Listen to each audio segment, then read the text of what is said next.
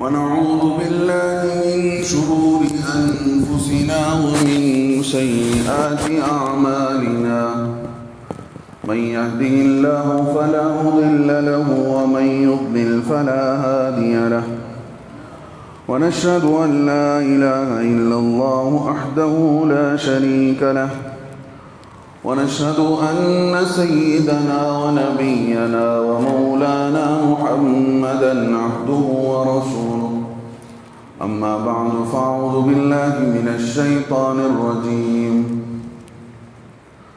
إنما يعمر مساجد الله من آمن بالله واليوم الآخر وأقام الصلاة وآتى الزكاة ولم يخش إلا الله فعسى أولئك أن يكونوا من المهتدين.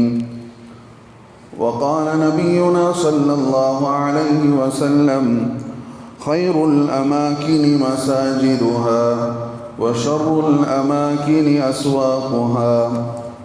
وقال عليه الصلاة والسلام إذا تبايعتم بالعينة وأخذتم أذناب البقر ورضيتم بالزرع وتركتم الجهاد سلط الله عليكم ذلا لا ينزعه حتى ترجعوا إلى دينكم أو كما قال عليه الصلاة والسلام. بزرگان دین، عزیز نوجوان ساتھیوں، دوستوں، امت مسلمہ، امت محمدیہ صلی اللہ علیہ وسلم، اللہ رب العزت نے اس امت کے حق میں امتحان اور آزمائشوں کو لکھ دیا ہے. یہ امت جس موقع پر بھی رہی، جب بھی اس امت پر بادشاہ اور حکومتوں کی تبدیلی ہوئی، علاقائی طور پر بھی، حکومتی طور پر بھی، اس امت محمدیہ صلی اللہ علیہ وسلم کی تاریخ بڑی عجیب ہے. پڑوس ملک پاکستان کے ایک بڑے عالم نے پیارے نبی آقا صلی اللہ علیہ وسلم کے زمانے سے لے کر ماضی قریب تک کے ساری تاریخ کو ایک کتاب کے اندر جمع کیا ہے. اس کے کئی حصے ہیں. تاریخ امت مسلمہ، اس نام سے پوری تاریخ کہ اس امت پر کیا کیا حالات آئے، کن کن لوگوں نے حکومتیں کی، اور کیسے کیسے لوگ دین کو مٹانے کے لیے کھڑے ہوئے، اس امت کے لیے کیا کیا آزمائشیں ہوئی، امتحانات کیا کیا پیش آئے، امت کے عوام اور خواص پر کیسے کیسے حالات آئے، علماء کرام نے کیسی قربانی دی، پوری تاریخ لکھی ہے. ضرور اس کو پڑھنا چاہیے. جب تک ہمارے سامنے ہمارے پچھلے لوگوں کی تاریخ نہیں ہوگی تو ہمیں آگے کے لیے راستہ نہیں ملے گا. پھر ہم حالات سے متاثر ہو کر مایوس ہو جائیں گے. ہندوستان کی تاریخ پر بھی بہت ساری کتابیں لکھی گئی ہیں. حضرت مولانا سید محمد میاں صاحب دیوبندی رحمۃ اللہ علیہ اپنے زمانے کے بڑے مجاہد، بڑے فقیہ، بڑے اللہ والے گزرے ہیں. انہوں نے بھی کئی ساری کتابیں لکھی ہیں، علماء حق اور ان کے مجاہدانہ کارنامے، علماء ہند اور ان کی شاندار ماضی، اور دیگر بہت ساری کتابیں ہیں. ہم ان کو پڑھنا چاہیے، وقت نکالنا چاہیے. اگر ہم اپنے قوم کے لیے، اگر ہم اپنی ملت کے لیے کچھ کرنا چاہتے ہیں، ہمارے حالات کی ہمیں اگر شکایت ہے ہماری کمزوری کا اگر ہمیں احساس ہے تو صرف باتیں کرنے اور باتیں سننے سے کچھ نہیں ہونے والا ہے، بلکہ ہمیں پڑھنا پڑے گا کہ اس امت پر کیا کیا حالات آئے، بڑے عجیب حالات، اور بالخصوص امت محمدیہ صلی اللہ علیہ وسلم اور امت مسلمہ پر عجیب عجیب حالات آئے۔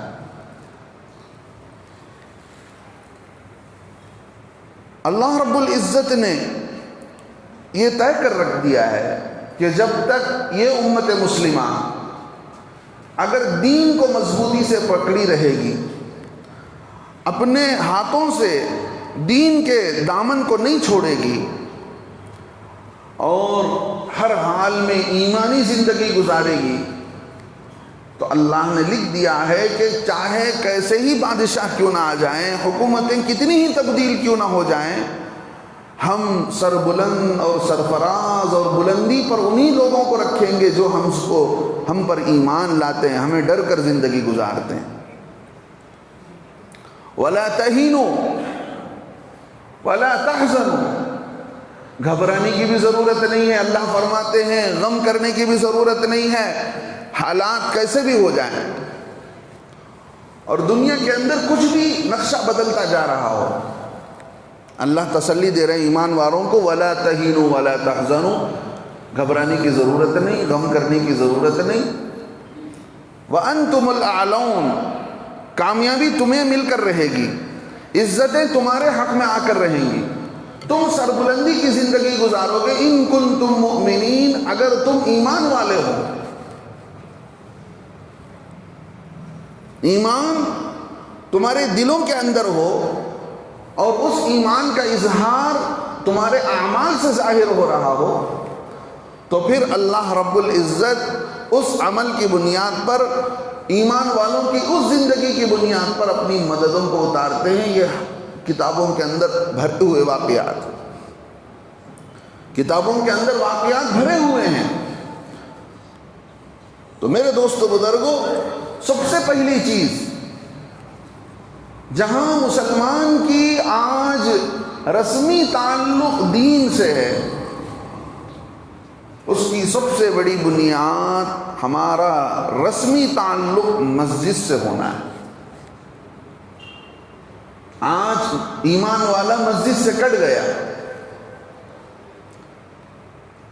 کٹی ہوئی پتنگ بچوں کے ہاتھ میں جاتی ہے تو اس کا کیا حشر ہوتا ہے، کوئی ادھر کو کھینچتا ہے، کوئی اسے ادھر کو کھینچتا ہے، پھر اس کو دو پھاڑ کر دیا جاتا ہے۔ تو مسجد سے کٹا ہوا مسلمان اللہ سے کٹا ہوا مسلمان ہے، پھر اس کے ساتھ وہی سب کچھ ہونا ہے جو اس پتنگ کا حال ہوتا ہے۔ اگر وہی پتنگ اپنے اڑانے والے کے ہاتھ میں ہوتا ہے، پھر جو ہے وہ بڑی شان کے ساتھ اپنی اڑان بھرتا ہے۔ مسجد یہ ایسا ایمان والوں کا پاور ہاؤس ہے۔ حضرت عمر رضی اللہ عنہ نے اللہ کے نبی صلی اللہ علیہ وسلم کو دیکھنے کے بعد، پھر ان کے بعد حضرت ابو بکر، حضرت عمر رضی اللہ عنہ کے زمانے تک مسجدوں سے لوگوں کا ایسا تعلق ہو گیا تھا کہ ان کے ذہن و دماغ میں یہ بات تھی کہ مسجد ہے تو ہر اجتماعی کام، ہر وہ کام جسے لوگ مل کر کرتے ہیں، اس کام کو انجام دینے کے لیے ہمیں مسجد میں جانا پڑتا ہے۔ آج حال یہ ہے کہ کوئی بھی کسی بھی عنوان پر ہمیں جوڑنا ہو تو مسجد سے باہر جوڑیں گے تو لوگ زیادہ آتے ہیں، مسجد کے اندر آنے سے لوگ کتراتے ہیں، مسجد کے اندر آنے سے ہچکچاتے ہیں کہ کہیں کپڑے ناپاک تو نہیں ہیں۔ حالانکہ مسلمان کے لیے یہ خیال مسلمان کے حق میں نہیں آنا چاہیے کہ ایک مسلمان ہو اور وہ بھی ناپاک ہو، اگر وہ پاک ہے پھر بھی اس کے کپڑے ناپاک ہیں، تو یہ تصور بھی مسلمان کے حق میں نہیں ہونا چاہیے۔ ایمان والا تو وہ ہوتا تھا کہ جس کا وضو ہمیشہ بحال رہتا تھا، حضرت بلال رضی اللہ عنہ کو اللہ کے نبی علیہ السلام نے پوچھا، بلال تمہارا کیا عمل ہے؟ میں معراج پر گیا تو تمہارے پیر، تمہارے جوتے کی آوازیں میں نے وہاں سنی ہیں جنت میں، آسمانوں پر میں نے تمہاری جوتی کی آوازیں سنی ہیں۔ کہاں کے ہیں؟ افریقہ کے، ایتھوپیا کے ہیں۔ ہجرت کی ہے اللہ کے دین کے لیے، سب کچھ قربان کیا ہے، گھر بار کو، ماں باپ کو چھوڑ کر ہجرت کر کے مدینے کو تشریف لے گئے ہیں۔ آقا علیہ الصلوۃ والسلام کے زبان پر جو باتیں آتی ہیں اس کے مطابق اپنی زندگی کو مولڈ کرتے جا رہے ہیں۔ آقا علیہ السلام پوچھتے ہیں، بلال تمہارا کیا عمل ہے جس کی وجہ سے تمہاری جوتوں کی آہٹ میں نے آسمانوں پر سنی ہے؟ حضرت بلال فرمانے لگے، آقا علیہ السلام کوئی بڑا عمل نہیں ہے کہ راتوں رات میں مصلی پر گزار رہا ہوں، بس اتنا عمل ہے کہ ہر وقت میں وضو سے رہنے کی کوشش کرتا ہوں۔ جب بھی وضو ٹوٹ جاتا ہے فوراً وضو کر لیتا ہوں۔ وضو سے رہنے کی عادت اللہ کو اتنی پسند آئی کہ آسمانوں پر معراج کے موقع پر آپ علیہ الصلوۃ والسلام کے کانوں میں بلال رضی اللہ عنہ کے جوتوں کی آہٹ سنائی دی۔ قیامت تک آنے والے مسلمانوں کو بتا دیا گیا کہ مسلمان یہ ہوتا ہے، اس کا وضو بھی نہیں ٹوٹتا کہ وہ ہمیشہ باوضو رہنے کی فکر کرتا ہے۔ مسجدوں سے ہمارا تعلق اتنا سرسری رہ گیا کہ جس کی وجہ سے مسجدیں ویران ہو گئی، ویران ہو گئی مسجد۔ اب جب مسجدیں ویران ہوتی ہیں، مسجدوں کو آباد نہیں کیا جاتا ہے، تو پھر مسجدوں پر اللہ کے دشمنوں کی نظریں پڑتی ہیں، اللہ کی دشمنوں کی نظریں پڑتی ہیں۔ پھر وہ اس کے حق میں اللہ ہی ان کو مسلمانوں کے خلاف سازش کرنے پر اللہ رب العزت نے انہیں ڈھیل دے رکھا ہے، تو شیطان کے اکسانے پر وہ سب کچھ کرتے ہیں جو ان کی فطرت ہوتی ہے۔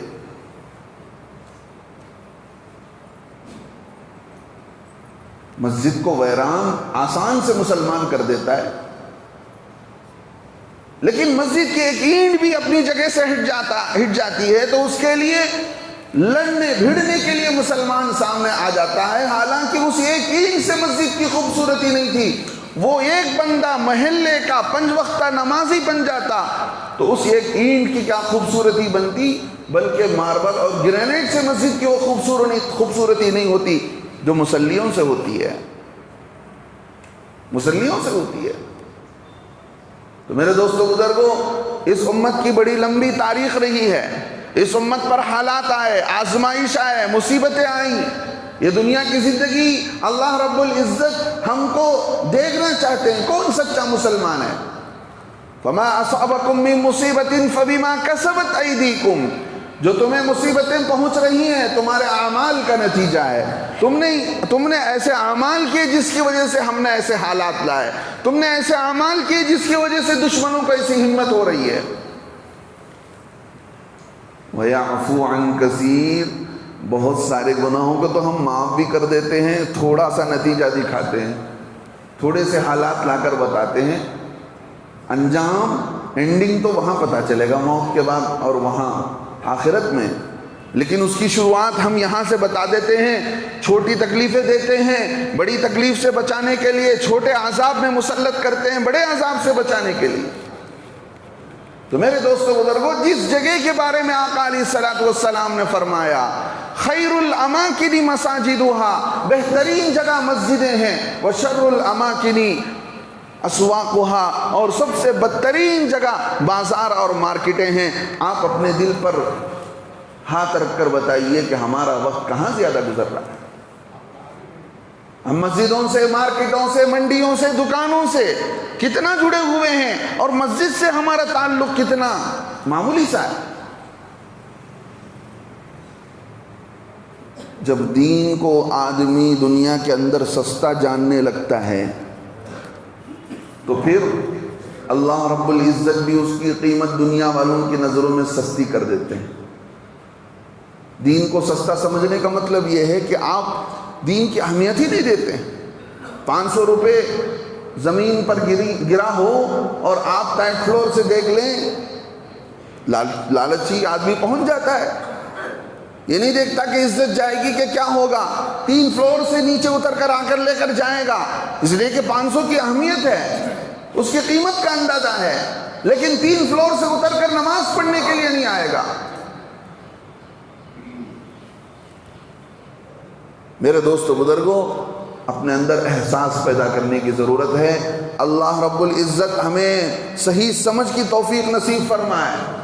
سدھرنے کا موقع ہے، اپنے کو سنبھالنے کا موقع ہے، اپنے کو بدلنے کا موقع ہے۔ اللہ رب العزت یہ سب حالات لاتے ہیں تو یہ حالات ہمیشہ رہنے والے نہیں ہیں، یہ حکومتیں ہمیشہ رہنے والی نہیں ہیں، یہ دنیا ہمیشہ رہنے والی نہیں ہے۔ بڑے بڑے لوگ آئے، بڑی بڑی حکومتیں آئیں، آج ان کا عطا نہیں، پتہ نہیں، لیکن میری آپ کی آزمائش ہے۔ اس آزمائش کے وقت میں ہم کامیاب کیسے اتریں، اس امتحان میں ہم کیسے کامیاب ہو جائیں۔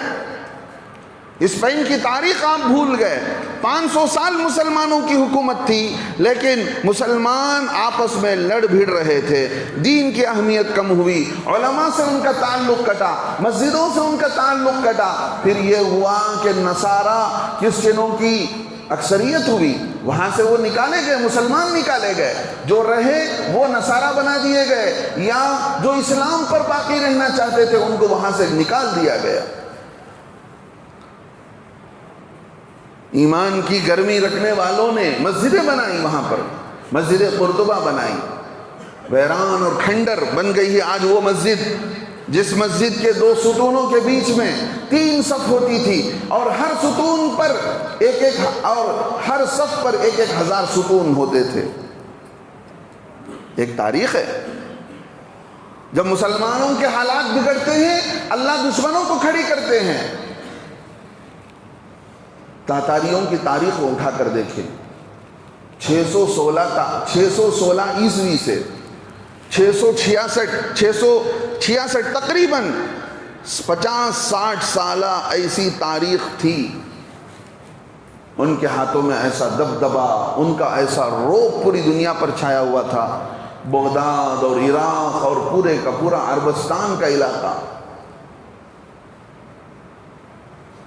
جو مسلمان اپنے کو ہمت والا سمجھتا تھا، تاتاری کی ایک عورت اگر مسلمانوں کی جماعت کو دیکھتی تو کہتی کہ بھئی تم یہیں کھڑے رہو۔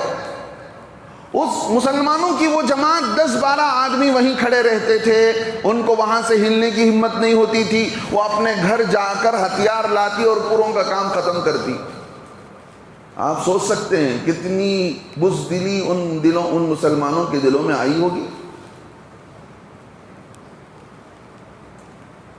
لیکن کچھ اللہ والے تھے اس زمانے میں، آپ پڑھ کر دیکھیں، دریائے دجلہ کا پانی کئی مہینوں تک اس کا رنگ بدل گیا۔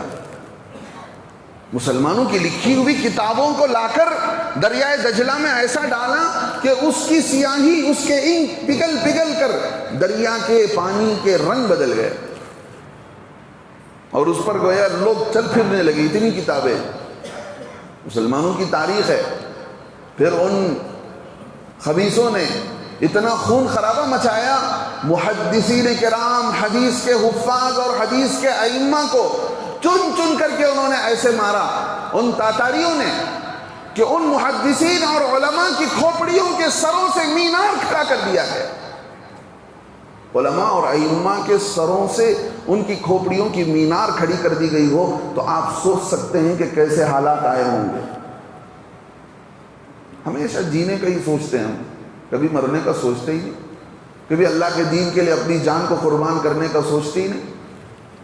کیسے تھے وہ لوگ جن کے پاس ان کی بیوی بچے بھی ہوتے تھے، ان کی کاروبار بھی ہوتے تھے، لیکن جنگ کے اعلان، جنگ کے میدان میں پکارتے پھر رہے تھے، فلست ابالی حین اقتل مسلما، اگر میں مسلمان بن کر مار دیا جاتا ہوں تو مجھے کوئی پرواہ نہیں، الا ای جنب کان فی اللہ مسرعی، پتہ نہیں کس کے ہاتھوں مارا جاؤں، کہاں مارا جاؤں، مجھے کوئی پرواہ نہیں اللہ کے دین کے لیے اگر مارا جاتا ہوں۔ ہے کوئی آج مسلمان جو کھڑا کر کے کہے کہ حضرت میں اللہ کے دین کے لیے جو کچھ کرنا آپ کہیں گے میں کرنے کے لیے تیار ہوں؟ اجتماعی طور پر ہم یا تو مایوس ہو چکے ہیں یا دنیا میں ایسے کو اپنے کو مشغول اور مصروف کر دیا ہے کہ ذرا اس سے ہٹ کر اپنی کمیونٹی کے بارے میں، اپنی قوم کے بارے میں، اپنی آخرت کے بارے میں، اپنی موت کے بارے میں سوچنے کے لیے ہمارے پاس وقت ہے تو پھر بھی غفلت میں ہے، اگر نہیں ہے تو اپنے کو ایسا دنیا کے اندر مصروف کر رکھا ہے۔ تاتاریوں کی بات جب چھڑ گئی تو بات اپنی آگے بڑھاتے ہوئے ایک واقعہ بتاؤں۔ ان کی حکومت جہاں رہتی تھی اس حکومت کے احاطے میں مسلمانوں کا قدم رکھنا منع تھا۔ ایک بزرگ تھے اس زمانے کے، ملا نظام الدین رحمۃ اللہ علیہ، وہ داخل ہو گئے، پکڑ لیا کسی نے، بادشاہ کے پاس لے کر گئے۔ تاتاریوں کے اس بادشاہ نے، اس سردار نے، بادشاہ نہیں تھا سردار تھا، اس سردار نے پوچھا بھئی یہ بتاؤ کہ یہ کتا بہتر ہے کہ تم مسلمان بہتر ہو؟ انہوں نے موقع بہتر جانا، انہوں نے کہا کہ بھئی دیکھو، اگر میں ایمان کے ساتھ دنیا سے مر کر چلا گیا تو یہ کتا، اس کتے سے میں بہتر ہوں، یہ کتا مجھ سے بدتر ہے۔ اگر میں موت کے وقت میں ایمان کے ساتھ دنیا سے نہیں گیا تو پھر یہ کتا مجھ سے بہتر ہے، میں اس سے بدتر ہوں۔ اس نے کہا واٹ از ایمان؟ ارے ایمان کسے کہتے ہیں؟ حق کے داعی کو، اسلام کے مبلغ کو دعوت دینے کا ایسا جذبہ ہوتا ہے کہ اسے اپارچونٹی ہونی پڑتی ہے کہ بھئی موقع ملے میں اللہ کا تعارف کراؤں، موقع ملے میں دین کی بات پہنچاؤں۔ انہوں نے سمجھا اس سے بہتر گولڈن اپارچونٹی، سنہری موقع کیا ہو سکتا ہے؟ ایمان کا تعارف کرانا شروع کیا، ایمان کی دعوت دینی شروع کی، اور وہ سنتا گیا۔ وہ بادشاہ، وہ سردار تاتاریوں کا جن کے تلوار 60 سال تک مسلمانوں کے 60 ایئرس مسلمانوں کے خون میں ڈوبے ہوئے تھے، اس کا دل پگھلا ایمان کی بات کو سن کر۔ آج ہے میرے دوستو، اگر کوئی ہم سے غیر آ کر کہہ دے کہ بھئی ایمان کا تعارف کرائیے، سنت کا تعارف کرائیے، نبی علیہ السلام کے بارے میں 5 منٹ ہمیں سمجھائیے، پھر بھی ہم مسلمان ہیں، پھر بھی ہم عاشق رسول ہیں، کس کو ہم دھوکہ دے رہے ہیں؟ تو ملا نظام الدین رحمۃ اللہ علیہ نے ایمان کو ایسا سمجھایا، اس بیچارے کو دل بدلا، دل پگھلا۔ اس نے کہا کہ دیکھو، اگر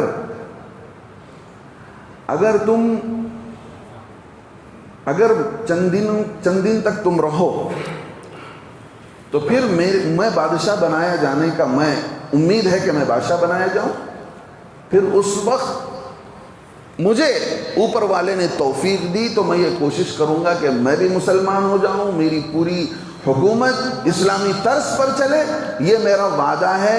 ملا نظام الدین نے اس سردار سے اس بات کو لکھ کر لے لیا، ملا نظام الدین نے اپنے بچوں کو وصیت کی، ان کا انتقال ہوا، پھر وہ سردار بادشاہ بنایا گیا، اور ادھر مسلمانوں کی عورتوں کو انہوں نے اپنی بیویاں بنا لی تھی، اور ان عورتوں کے دلوں کے اندر ایمان تھا، تربیت انہوں نے ماں باپ سے پائی تھی، گھر کے اندر ایمانی ماحول پایا تھا، موبائل کا ماحول نہیں، نیٹ کا ماحول نہیں، ایجوکیشن کا ماحول نہیں، ایمانی ماحول، جس ایمان کے لیے مجھے اور آپ کو اللہ نے زندہ رکھا ہے، ایجوکیٹڈ بننے کے لیے نہیں رکھا ہے، ایک الگ چیز ہے، آپ کے کمائی کا ذریعہ ہے، پیسے کمانے کا ذریعہ ہے، بھلے آپ ایجوکیٹڈ بنیے، اس سے اسلام منع نہیں کرتا، سب سے پہلے آپ کو مسلمان ہونا پڑے گا، مسلم ایجوکیٹڈ بنیے آپ۔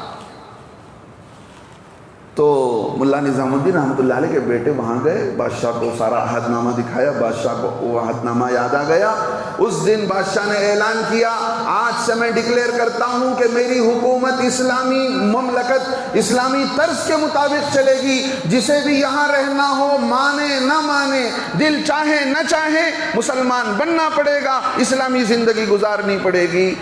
یہ ایک مسلم داعی جس کے دل کے اندر اللہ موجود تھا، ایمان، سچا ایمان تھا، اس کی دعوت کا ایسا نتیجہ ہوا کہ وہی تاتار جو دنیا سے ایمان کو ختم کر رہے تھے، مسلمانوں کو ختم کر رہے تھے، ان کی زندگیاں بدلی، اور وہی انہی کے ہاتھوں میں اللہ نے دین اسلام کی خدمت لکھ رکھا تھا، پھر وہ سارے کے سارے ایک کو دیکھتے کہ دیکھتے پوری تاتاری قوم مسلمان ہوتی چلی گئی۔ علامہ اقبال نے کہا تھا، ہے آریاں یورش تاتار کے افسانے سے۔ تاتار کے افسانے پڑھیں گے تو ان کی ظلم کھلی ہوئی کتاب ہے۔ پاسباں مل گئے کعبے کو صنم خانے سے، بت خانے سے اللہ نے کعبۃ اللہ کی حفاظت کرنے والوں کو کھڑا کر دیا۔ میرے دوستو، آپ یہ سمجھتے ہیں کہ ہمارے ملک کی تاریخ نہیں بدلے گی، یہاں کا کفر نہیں ختم ہوگا، آپ جھوٹ سوچتے ہیں۔ اگر آپ کے دل کے اندر اس وقت کی حکومت کی طاقت کا پاور اور اس کی طاقت کو آپ زیادہ سمجھتے ہیں، اور اللہ کی پاور اور اللہ کا سپرزم طاقت آپ کے سامنے معمولی لگ رہا ہے، تو پھر معاف کیجئے گا، آپ اپنے ایمان میں کھوٹ ایمان رکھتے ہیں۔ آپ کو اللہ پر بھروسہ نہیں ہے، آپ کامل مسلمان کہلائے جانے کے قابل نہیں ہیں۔ آپ کو اپنے اندر احساس پیدا کرنا پڑے گا، مسجدوں سے اپنا تعلق جوڑنا پڑے گا اور اپنی زندگی کو بدلنا پڑے گا۔ پیارے آقا صلی اللہ علیہ وسلم فرماتے ہیں، لوگوں اذا تبایعتم بالعینہ، اگر تم کاروبار میں مشغول ہو چکے ہو، واخذتم اذناب البقر، کھیتی باڑی کرتے ہو تو صرف بیلوں کے دموں کو پکڑنے میں مشغول ہو، ورضیتم بالزرع، کھیتی باڑی پر دکان دھندے پر تم زندگی سے راضی ہو گئے، وَتَرَكْتُمُ الْجِهَادِ، تم نے جہاد کو چھوڑ دیا۔ جہاد بڑے معنی پر آتا ہے، اپنی جان کو قربان کرنا اللہ کے دین کے لیے آخری مرحلہ ہے، لیکن اللہ کے دین کو دنیا میں قائم کرنے کے لیے آپ جو بھی کوشش کر رہے ہیں، اپنے نفس کے خلاف، ماحول کے خلاف، دشمن کے خلاف، کفر کے خلاف، سارا جہادی پہلو ہے۔ نام بگاڑ دیا گیا، جہاد کے نام کو بگاڑ دیا گیا۔ ایک پاکیزہ نام تھا، جہاد ایک مستقل عبادت تھی، اس کا مفہوم بہت لمبا چوڑا ہے، اگر میں ایکسپلین کروں تو اس کے لیے وقت ناکافی ہو جائے۔ اللہ کے نبی فرماتے ہیں، اس کا نچوڑ آپ کے سامنے رکھ دوں، اگر تم دین پر چلنے اور دین کے ماحول کو قائم کرنے سے تم نے اس دین اور جہاد کو اگر تم نے چھوڑ دیا ہے، سلط اللہ علیکم ذلہ، اللہ تم پر ایسی ذلت مسلط کریں گے۔ آج آپ دیکھ لیں، آج ہم دیکھ لیں، ہمیں کوئی لینے کے لیے تیار نہیں، ہمیں کوئی لینے کے لیے تیار نہیں۔ دیکھیے، دو لوگ تھے، ایک وہ لوگ تھے جنہوں نے ملک بنایا اسلام کے نام پر، وہ تو پتہ چل گیا کہ فلاں تھے، لیکن اسلام کے نام پر ملک بنا کر انہوں نے اللہ کے ساتھ کیا دھوکہ دہی کی، وہ اللہ کو جواب دیں گے۔ اسلام کے نام پر اس ملک کو بنانے میں 6 لاکھ مسلمانوں نے قربانی دی ہے، ان کے خونوں کا جواب کل قیامت کے دن وہ دے لیں گے۔ لیکن یہاں ہمارے بزرگوں نے، اللہ والوں نے، حضرت مولانا حسین احمد مدنی، شیخ الحدیث مولانا زکریا رحمۃ اللہ، لمبی آپ تاریخ پڑھ کر دیکھ لیں تو بزرگوں کے نام میں گنا سکتا ہوں، یہ سارے مقدس بزرگ ہستیوں نے فیصلہ کیا، یہاں ہماری مسجدیں ہیں، یہاں ہمارے مسلمان ہیں، یہاں ہمارے قبرستان ہیں، یہاں ہمارے مدارس ہیں، یہاں ہمیں داعی بن کر جینا ہے۔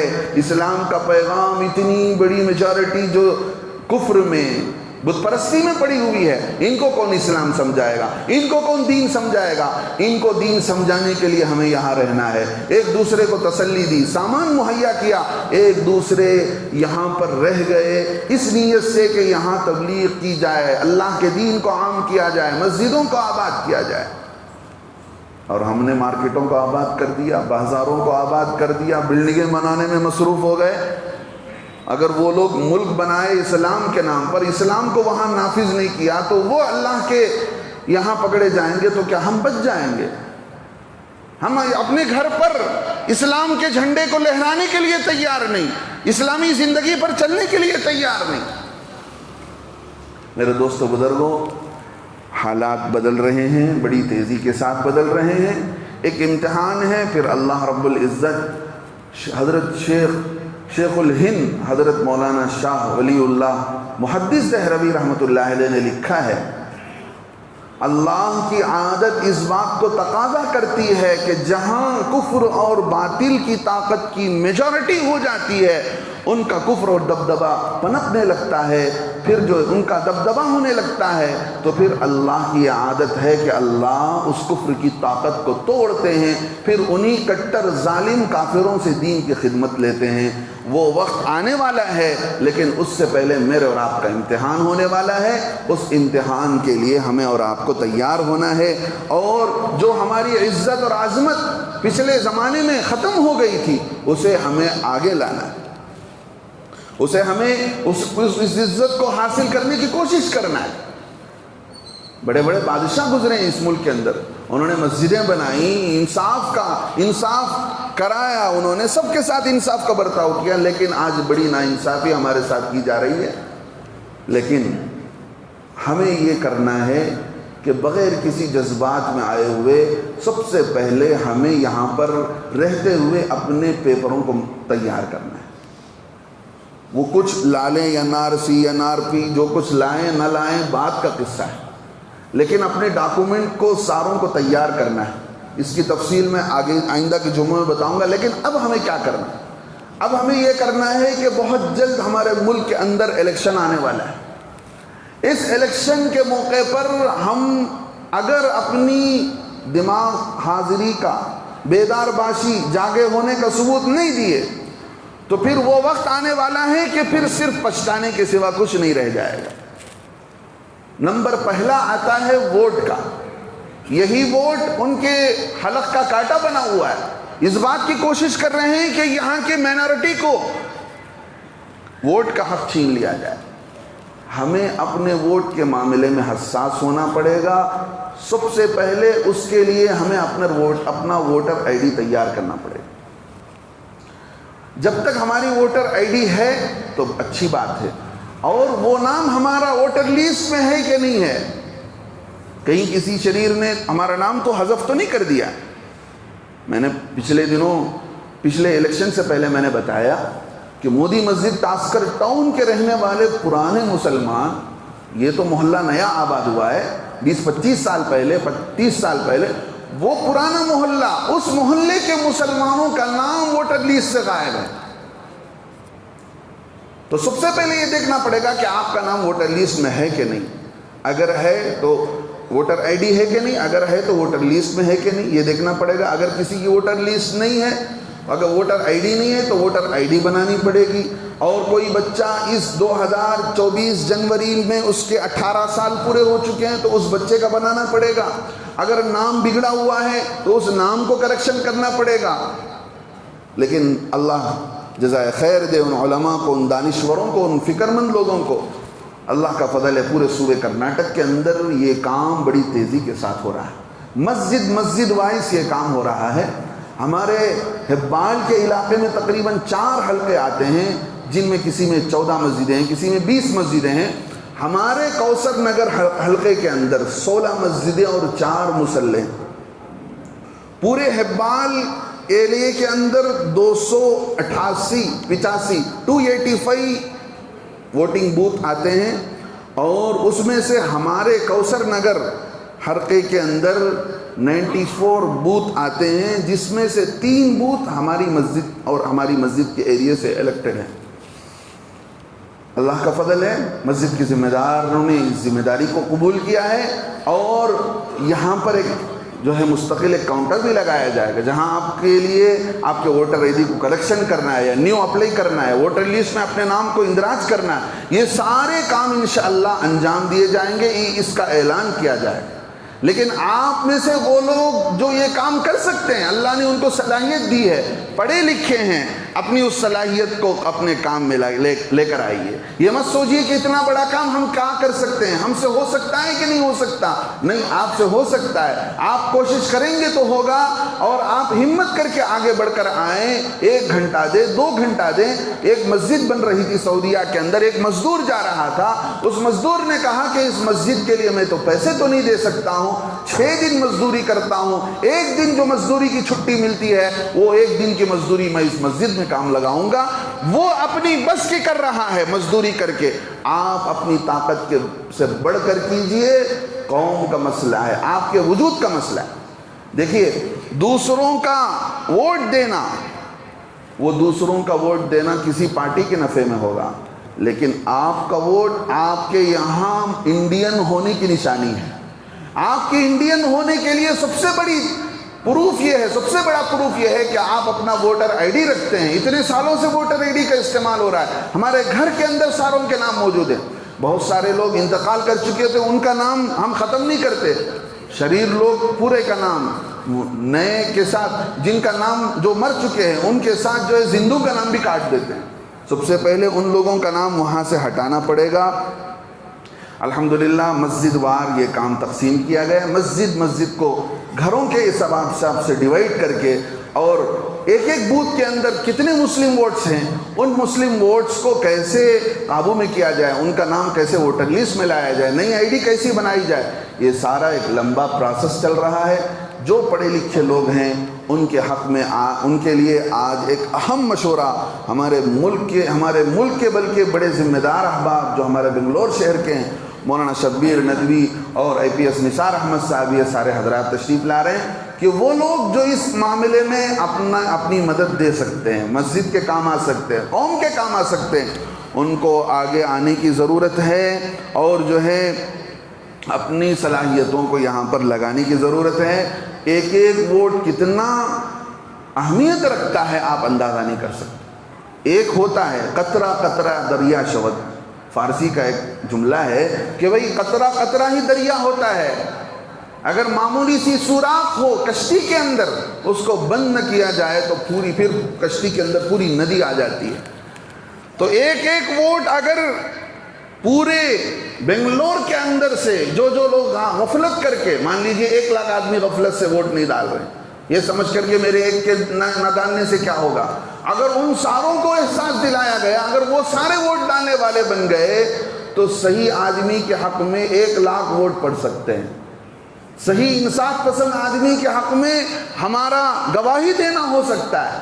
لہذا آپ اس مسئلے کو سمجھیے، اور اس میں آپ اپنا جتنا بھی وقت دے سکتے ہو۔ اگر آپ کے پاس وقت نہیں ہے، آپ کام میں مشغول ہیں، یا آپ جو ہے فری ہیں، کچھ آپ جو ہے اجرت کے لیے پیسے لے کر آپ وقت دے سکتے ہیں، آئیے، آپ کا ویلکم کیا جائے گا، آپ سے فائدہ اٹھایا جائے گا، اور آپ سے جو ہے آپ کی صلاحیتوں کو کام میں لے کر انشاءاللہ جن لوگوں کی جو ضرورتیں ہوں گی وہ ضرورتیں پوری کی جائیں گی۔ انشاءاللہ آپ کے گھر کے پاس بھی ہمارے محلے کے افراد آئیں گے، یہ کوئی مسجد کے 4-5 ذمہ داروں کے کرنے کا نام نہیں ہے، 2-4 نوجوانوں کے کرنے کا کام نہیں ہے۔ میں سمجھتا ہوں اتنے بڑے محلے کے لیے 100-200 آدمی چاہیے کہ ہر گھر کا سنسس اٹھایا جائے اور معلوم کیا جائے کہ کہاں کیا دشواری ہے، کس کا نام ہے، کس کا نام نہیں ہے، کس کا نام کو نیو اندر وہ اندراج کرنا، یہ ساری چیزیں ہیں۔ اس لیے آپ اپنا وقت نکالیے اور مسجد کا حصہ بنیے، اور اس میں زیادہ سے زیادہ دلچسپی لیں، پھر دیکھیں انشاءاللہ اس ملک کے سیکولرزم ہونے کا ایک پاور جو ہمارے ہاتھوں میں ہے، جس کا خون آج ہو رہا ہے، آپ اندازہ کر کے دیکھیں۔ پچھلے دنوں ہائی کورٹ یہ کہہ رہا ہے کہ 8 دن کے اندر گیان واپی مسجد کے تہخانے میں پوجا پاٹ کا اہتمام کیا جائے، 8 دن کا وقت دے رہا ہے، لیکن جس دن کورٹ نے کہا اسی رات کو، 1 لحظے کی دیر کیے بغیر اسی رات کو لے جا کر مورتی رکھی گئی اور پوجا پاٹ شروع کر دیا گیا۔ اللہ اپنے گھر کا محافظ ہے، جیسے ابرہا نے کہا تھا عبد المطلب سے، اللہ کے نبی علیہ السلام کے دادا کے اونٹوں کو ابرہا کے سپاہیوں نے چرا لیا تھا، تو ابرہا نے کہا کہ ہم جا رہے ہیں تمہارے کعبے کو ڈھانے کے لیے، تو عبد المطلب نے کہا میں رب کا مالک، میں اونٹوں کا مالک ہوں، میں اپنے اونٹ کی حفاظت کے لیے آیا ہوں، اس گھر کا مالک کوئی اور ہے، وہ اس کی حفاظت کرنا جانتا ہے، لیکن اللہ اس کی حفاظت کرنا جانتے ہیں، کب انہیں زمین کے اندر دھسا دیا جائے، کب ان پر عذاب الہی آ کر ٹوٹ پڑے۔ آپ اندازہ کر کے دیکھیں، پچھلے زمانے کے مکے کے کفار، جن کے کفر کو آج تک ہم سنتے سناتے ہیں، انہوں نے لے جا کر مسجد میں بت رکھا تھا، لیکن مسجد کو گرایا نہیں تھا۔